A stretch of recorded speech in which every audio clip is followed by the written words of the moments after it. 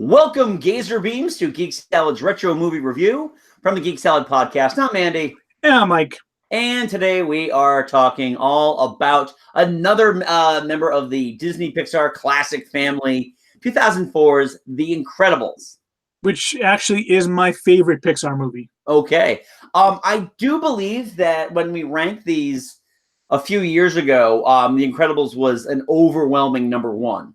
I believe so, yeah. Yeah. And rightfully so. It is an excellent movie.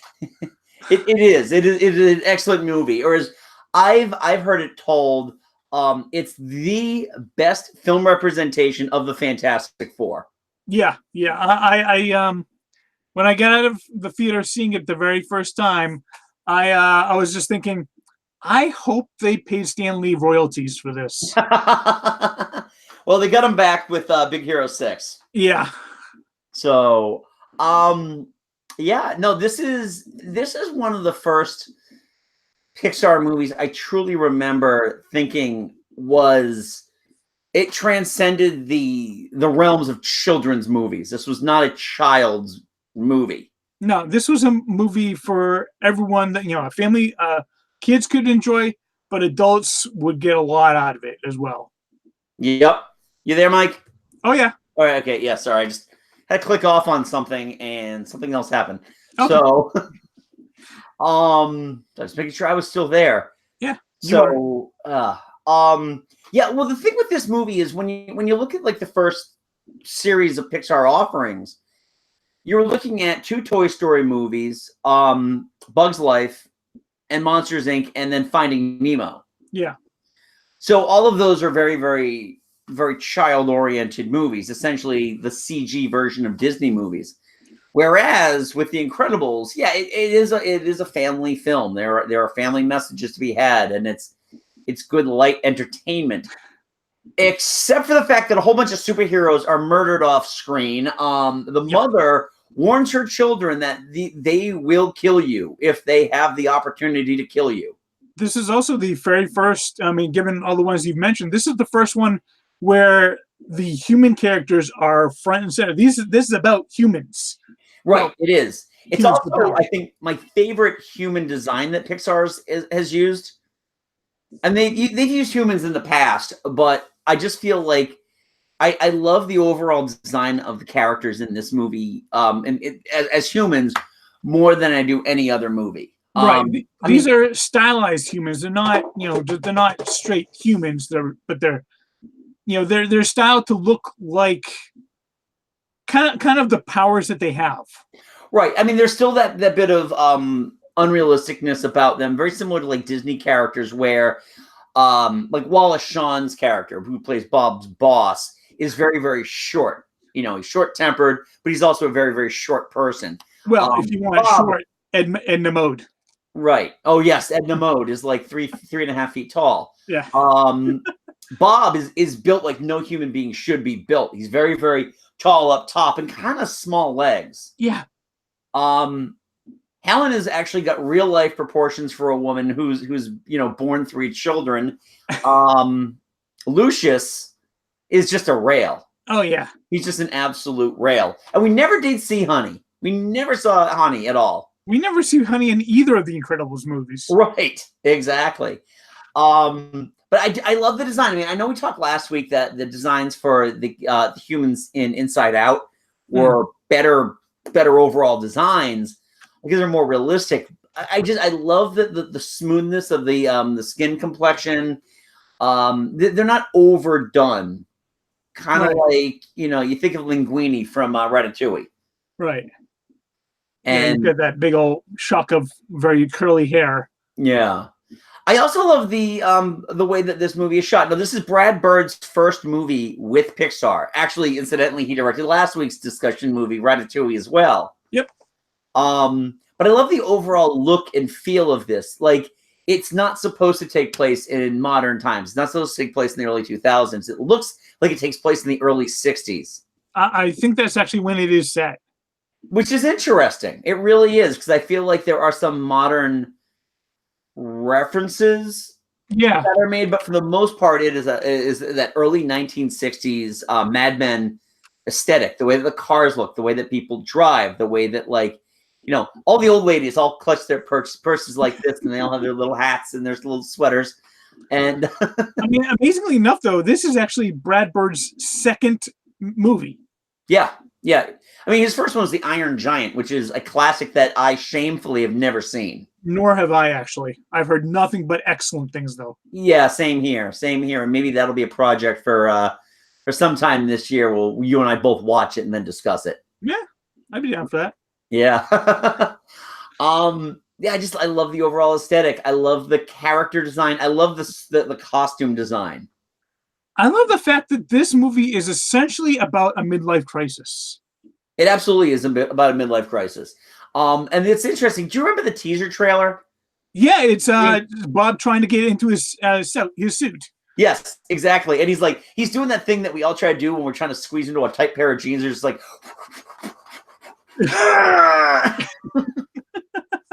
try jumping into them.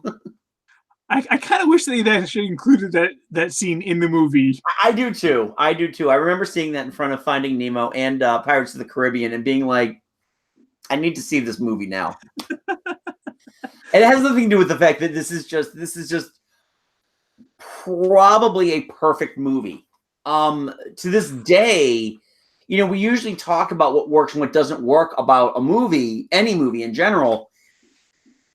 I really can't think of anything that doesn't work in this movie. I love how it's a very tight script as well. I mean, like, you know, they make references to one when like at the beginning when Helen goes to like get Dash out of school because he's in trouble, and she's like saying, I want you to act normal, don't be special, and there's that whole thing like, Dash says, yeah, you're saying don't be special, which just means nobody's special. And then later on they call back to that when Syndrome says, I'll sell these, all my gadgets to everybody when everybody is special. When everybody's special, no one is. Yeah, that's a great line. And the way that Jason Lee delivers that line. Jason Lee does a great villain voice in this. He does. And this is right before My Name is Earl. So he was still just coming off of that Kevin Smith high. Yeah, Chasing Amy, I think. Literally and figuratively. Yeah, Jason Lee had appeared in Mallrats, Chasing Amy, Dogma. That's right, yeah. Yeah, he was in Dogma. And then I don't think... Was he in Jay and Silent Bob Strike Back? He was. Okay, yeah. That's right. Oh, yes, right, yes. That. And then he did I don't think he was in Jersey Girl. And by that point, he kind of just stopped doing the Kevin Smith stuff until Clerks 2 when everybody made an appearance. Yeah, he hadn't done the Alvin and Chipmunks yet. No, that would be like 2 years later. Okay. When we all wondered whether or not he had gambling debts. Yeah, he was the perfect voice for that because he did a great job voicing Buddy as a kid. Yeah. And then the fact that they didn't really need to do much with him as an adult. I mean, there are pieces when you see Syndrome as an adult where he does stuff like he wipes his nose like a child wipes his nose. It's like he's a man who never grew up because he never forgave that childhood grudge of his. Yeah, that moment when Mr. Incredible tells Buddy go home. That's pretty much the moment when he just stopped and he just started. That was the one moment he started festering in about, and he built his entire villain career around that moment, basically. Absolutely. Yeah, he's such a great villain, and I do love that his fatal flaw essentially is what Edna said: no capes. Yeah. Literally a fatal flaw in this case. Well, it's also a fatal flaw for a lot of that montage stands to be one of my favorite montages in any movie, animated or live action, period. Yeah. Just every single one of them just like getting horribly mangled or killed or choked with their capes. Yeah. No capes. No capes. Which is cool too, because I do like the overall design of the Incredibles uniforms. Yeah. The red ones especially more so than the blue ones. Mm. Yeah. Yeah. I was just staying with the villains for just a moment though. I really, really love Mirage. Mirage was an interesting character. I really kind of feel like she had a lot going on, but she definitely. I mean, she was definitely the girl Friday in this situation. Yeah. You kind of knew that she was going to be the one that would turn on Syndrome. There's no question about that. She didn't need to be dispatched as like a level 2 boss. Right. But the level 2 bosses were all like the robots. Yeah. But I mean, the way, like when, Mr. Incredible, has her by a throat, like threatening her, and just, Syndrome just calls the bluff. I mean, you knew that Mr. Incredible was bluffing, but the way Syndrome put it, that's like, that was kind of his fatal flaw. Yeah. Really, because he should have had more compassion, and he has no compassion. That was his problem. No, I agree. I agree completely about that. Now the characters themselves, Bob Parr, voiced by Craig T. Nelson, it's great. And I know that they wanted John Goodman for that role initially, but let's be honest, John Goodman had a lot of Disney time put in at that point. So it was kind of nice to have and refreshing to have another voice in there. And they're very, very similar voices, but I think he worked out really well. I agree. He gives it a very nice. He's still he's got that big, huge, like larger than life voice. Yeah, but he can do those really just those moments where Bob breaks down. You really feel those because he can do those. Exactly, especially when he realizes that his family's lives are on the line. Yeah, and I mean, the animation of him, you just see that he has lost all reason for anything. Yeah, when he thinks that they're dead. My absolute favorite line from him is right at the end, right before they're about to go into the final battle. When he just breaks down, it's like, "I'm not strong enough to lose you again." I'm like, wow, that gets you right there. Oh, it does. It does. Yeah. He's just fantastic. Holly Hunter. Yes. Is Ellen Parr is just she's great because first of all, she's just got such a great, just Southern twang that never, and this is Holly Hunter in general, it just never feels out of place. No, I mean, it's not so Southern that you want to deduct like 20 IQ points. Right. But it's Southern enough to make you feel kind of down home and comfortable, really. Right. I like a lot of her stuff, especially, as I mentioned earlier, that speech. Yeah. When she's telling the kids that they will not pull their punches, they will not try to miss, they will kill you. Yeah. And it's just one of those things that, it killed her as a mother to have to tell your children this. And it works. It just really works. These characters, and again, I think this is testament to their overall design.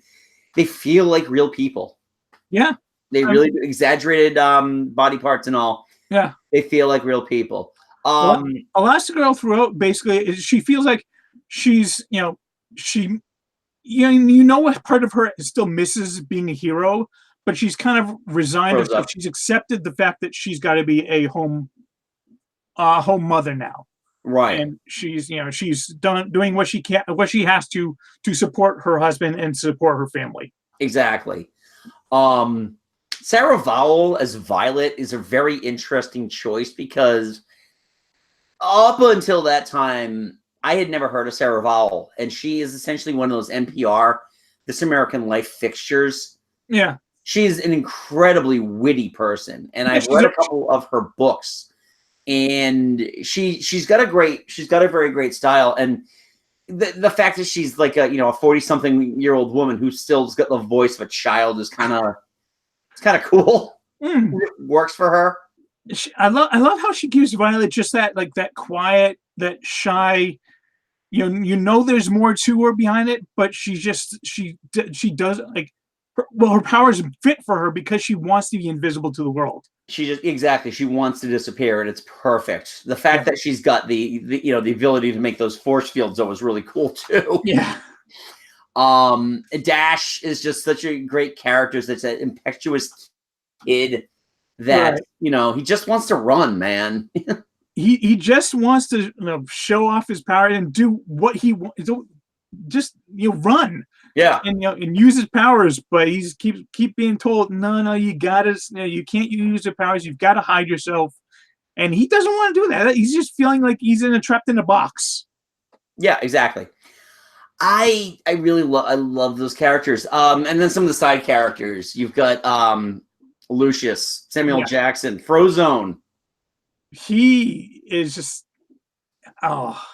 Samuel L. Jackson is just so perfect as Lucius Fox. The thing is that because his voice is so distinct, he just inhabits every character with this Samuel L. Jackson-ness. Yeah, but it never feels out of place. No, it never does. There's some great little bits too, and it's primarily during the third act when the giant robot is attacking the city, and they cut to him.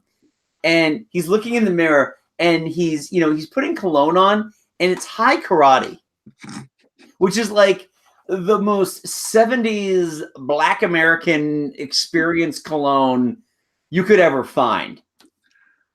Yeah. And it's perfect. And the super suit argument.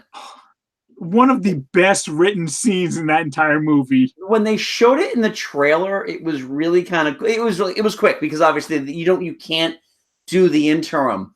But in the movie, he's splashing on the high karate and he hears a thing and he runs to the window and he sees the robot walking by and he makes this turn. Essentially, he's hopping on one foot while his other leg swings around because he knows he's got to get to the thing. Yeah. And he hits the button and the suit's not there. Tell me what my super suit is, woman. I also, there are only a couple of the scenes where he's got interactions with the Parr family. Yeah. But not just with like his relationship with Bob, which is great, but also his relationship with like Dash and Violet and Helen. It's all it's fantastic. He is the uncle. He is the fun uncle. He's the godfather, essentially. Yeah. And it's really kind of cool too, because in the grand scheme of things, they were relocated. They get to be relocated somewhat near each other. Mm.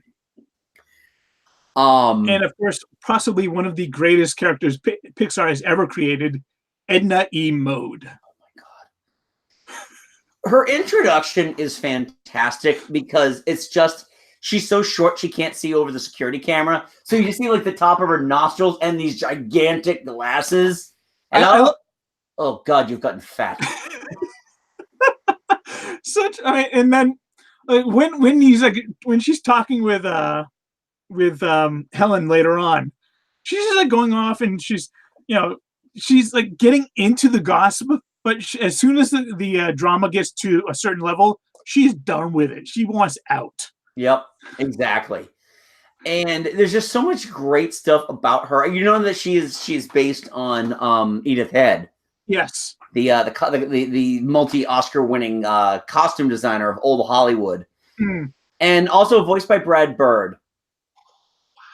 Which is it's just really interesting. I love that when the directors take like that one character that they're gonna do. Andrew Stanton did that in Finding Nemo with Crush. That was really? Yeah, that was Andrew Stanton. Wow. Yeah. So it is kind of cool that they the directors can find that little piece for them. And in this case, it's one of the standout character in the entire movie. Oh yeah. In a movie that is packed with standout characters that, Edna Mode is just she's an amazing character. I think her meet and greet character at Disney World looks like a Jerry Lewis parody, but other than that, well, yeah, maybe. All those Pixar characters look creepy at the meet and greets. Well, they're Pixar characters. Why are they all shoulders? Why is Edna Mode taller than me? Yeah. I mean, there's also a lot of cool little tropes in this movie too about the superheroes in general. Hmm. I mean, there was this bit at the end where, after everything is all said and done, and Bob slaps Lucius on the back, say, "Yep, hurt back then too." I do love like when Helen's like kind of sneaking her way through into the villain's lair, and she takes that moment. She just like looks at her ass like, I always thought it was because she was just like looking at it like, "Oh man, I need to lose a little weight." It's just the way she was looking at it. She could just be like, "I haven't worn tight anything in a long time." exactly. I mean, it's kind of like a midlife crisis for her too. It's like, oh, Well, they're all suffering midlife crisis, which is interesting because it does culminate in Bob buying a nice car, and and just like that renewed sex life too, because that is what they were doing every time she kept pulling him inside. oh yeah, Which is really ballsy for a Pixar movie to do. yeah. Those two were sexy a lot. Yeah. Lots of sexy time. Yeah. Oh, well, yeah, that's the thing. Bob's bringing in more money now. So, and then there's the Giacchino score, which is Wow, possibly one of the best Bond stand-in themes. yeah. In the last 25 years, it is one of the better Disney scores. I don't disagree. I would love to see Giacchino score Bond 25. He's doing everything else now, so why the hell not? I mean, we all know he's going to end up at Star Wars after Williams is done. So, no, it's a great thing because I can play those notes and my kids know exactly what it is. Ba-da-ba-ba-da, and they just get really excited. As right they should. Right. And there's a great thing too with like the horns, the screeching horns. It's just it's just an amazing series of music because it is very much a throwback to those early 60s spy capers, going back to James Bond. Because James Bond got his film start in the early 60s. Yeah. I love also like, a lot of the Easter eggs they put in, like the villain's lair is on No Manisan Island. Yeah. No man is an island. Yeah.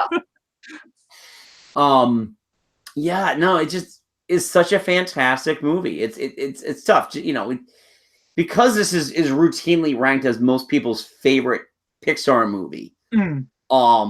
It's hard to poke holes in it. And even the sequel, I mean, Incredibles 2 was an excellent movie. Yes, yeah. I mean, I haven't had the urge to watch it as much as I did the last one, but that was also 15 years ago, and I had a lot more free time. Yeah, I mean, the sequel is absolutely not an inferior movie. It just suffers from the fact that it's following up such a fantastic movie that everyone's expectations were here, and it turned out to be kind of like more like here. Right, exactly. It's very much the same kind of conversation you can have about Deadpool's 1 and 2. Yes. You might like one better than the other, or in the case of the arguments we've had in this week, Guardians 1 versus Guardians 2. Where is your sweet spot is going to determine, which hand goes on top of the other hand. Right. You might love both movies equally, but if you were forced to pick one. Yeah. I still probably pick Incredibles 1. So yeah. Although the scene between Edna and Jack in the sequel was so freaking good. Oh, well, the extra stuff that they put on the DVD is even better. Yeah. Speaking of the DVD, if you have not seen the Incredibles DVD in a while, there is an extra piece on there of a classic Incredibles cartoon that was made in the style of Clutch Cargo. And it's being it's got audio commentary by Bob and Lucius, and they're watching it. And if you're not familiar with Clutch Cargo, essentially it was still drawings where they superimposed moving human mouths over it. Yeah, and it's creepy as hell. Oh yeah, absolutely. But they're doing it. It's like, wow, that is really terrible. And then Frozone comes up, and you just hear Samuel Jackson like, "Wait a second, I'm white." It is worth. I'm sure you could find that on YouTube somewhere. I'm sure you can find it somewhere. Yeah. Absolutely. So, Yeah. Am I missing anything, Mike, or did we well cover The Incredibles? Yeah. I mean, if you've never seen The Incredibles or you haven't seen it in a long time, absolutely go check it out again, because it is just, there's a reason why so many people rank it as, if not in their top, as if not their number one, This then is their your top top 3. This is your top 3. Yeah. Oh yeah. Yeah. So if you think we missed on something, or something you want to say about The Incredibles, please leave a comment below. Don't forget to subscribe to our channel so you get weekly updates on all of our exclusive stuff. Also, give this video a thumbs up. We like the thumbs up. Yes, we do. So next week, actually next week, I won't be here. I think this is like the first time in forever I haven't done a video, because I will be at Walt Disney World. So you're saying it's the first time in forever? It's the first time in forever, yes. So Mike will be having a special guest join him for a retro movie review. Maybe the following week as well, because I'm literally going like midweek to midweek. Yeah. So you might have 2 weeks without old man here doing it. So Mike, I'll leave it in your trustworthy hands. Okay. All right. Well, that's good, because I got a bunch of lint right now. Also, Mike and I host a little podcast called Geek Salad, where we talk about all the nerdy stuff that you could care to hear. Our most recent episode, our Fantasy Reboots episode, just launched earlier in the week. So definitely check that out. You can check out the audio here on YouTube, or you can subscribe to us wherever you get your podcast: Stitcher, Spotify, iTunes, Google Music. You can also check out the full archive at geeksalad.podbean.com. Download the Podbean app and you get everything. We're also available on Twitter at Geek Salad Radio and on Facebook at Geek Salad Podcast. Mike, am I forgetting anything? No. Well, one final thing. First time I've ever brought it up, but if you want to follow me on Twitter, I'm at Gundam_Guyver. Excellent. Yes. Reference to 2 of my favorite animes. Please give him follows as well. We thrive on follows, and we've been having a great time on Twitter lately. We've got a lot of great new followers, so thank you, everybody. And let's make this channel grow a little bit more, and I will obviously pay it forward as well. So until next time, I'm Andy. And I'm Mike. Go forth and be nerdful. We'll talk to you later.